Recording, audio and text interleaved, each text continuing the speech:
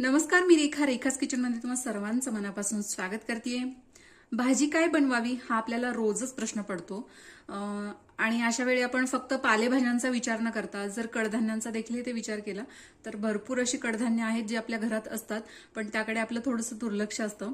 So अशाच प्रकारच्या कडधान्यांच्या भाज्या अतिशय पौष्टिक असतात. त्यातून भरपूर प्रमाणामध्ये प्रोटीन मिळतं. सो आठवड्यातून 1 ते 2 वेळेस कडधान्याची भाजी नक्की केलीच पाहिजे. तर आज आपण बघणार आहोत मस्त झणझणीत अशी मटकीची रस्सा भाजी, मस्त तर्रीवाली भाजी. करायला खूप सोपी आहे, खायला मस्त टेस्टी भन्नाट अशी चव आहे. सो यासाठी आपल्याला साहित्य काय लागणार आहे, कशा पद्धतीने बनवायचे आहे, चला तर मग बघून घेऊया. सो यासाठी आपल्याला लागणार आहे मटकी. तर मी इथे 1/2 किलो मटकी घेतलेली आहे.